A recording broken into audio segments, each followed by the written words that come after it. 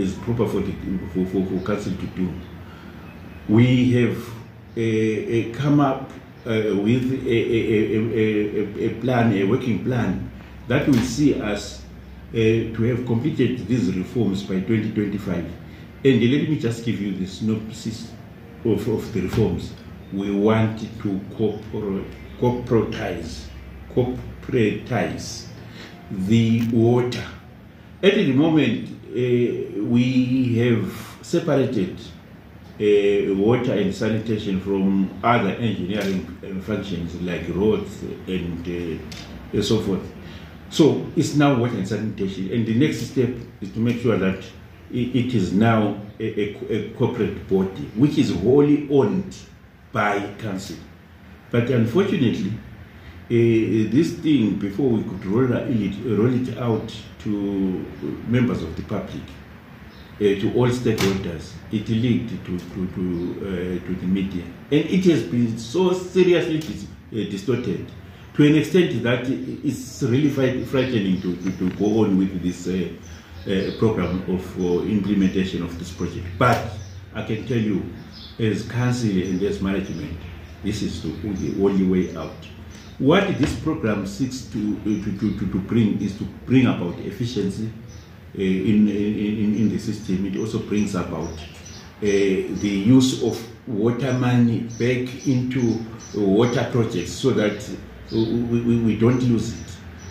Like we have lost it over 40 years because we have not been maintaining what has been there for over 40 years. So this project also may attract investment, not only investment, even grant funding. So far, this company that we are working with, the Netherlands company, has made a provision of about 17 million, which is going to be put into this corporate body that we are creating. Of that 15 million, 2 million are for soft issues, administration and the like.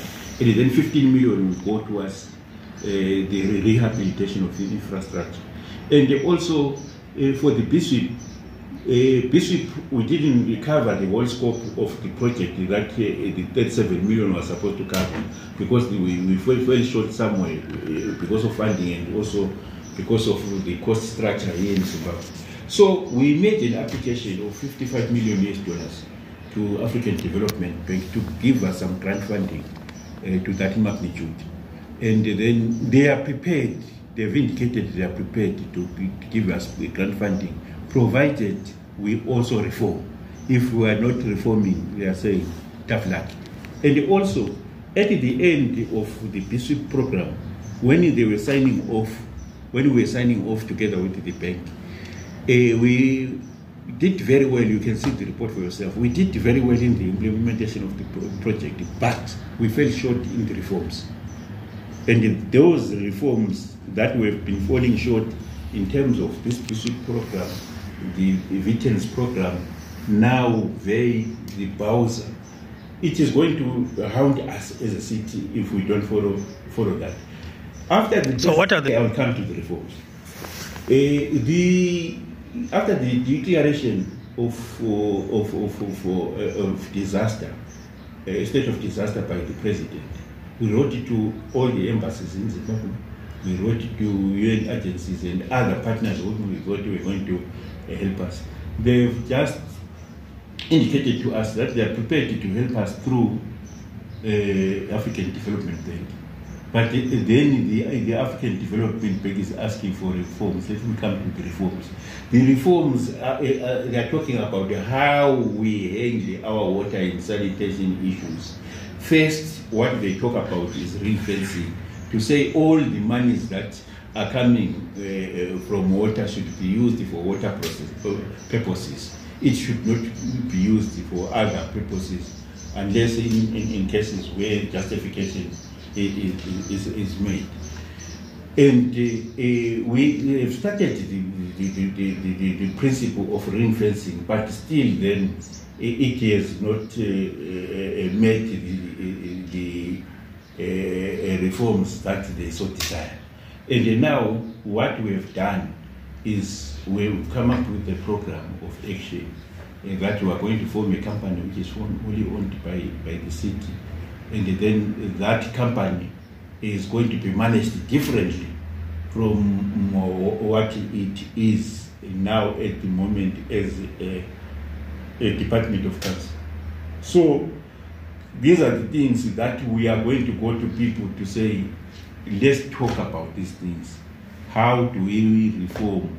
What type of reforms do you want as a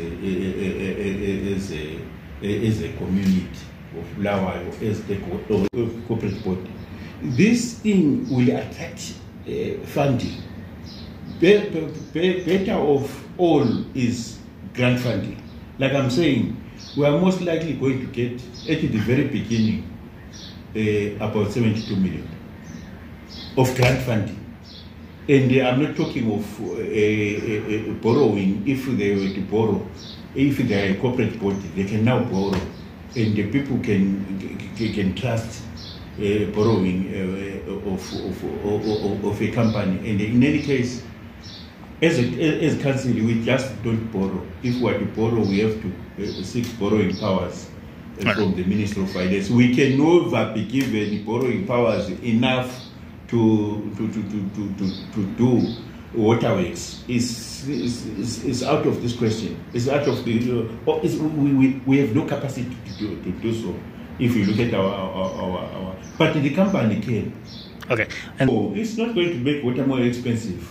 We will try as much as possible to make water affordable, because in all the countries that we have visited, the last been in Tanzania, I went to Dodoma.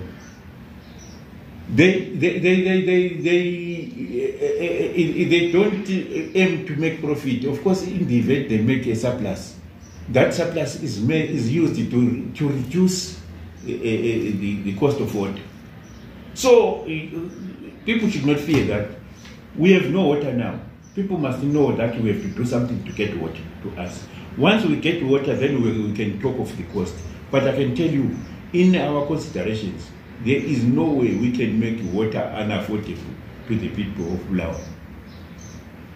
And I want to assure the people of Bulawayo that this thing that we are talking about, the utility that we are talking about, is the best thing we can have under the circumstances for the people of Bulawayo, and it is the best thing that we can do in the eyes of the international community and the international funders for us to attract funding.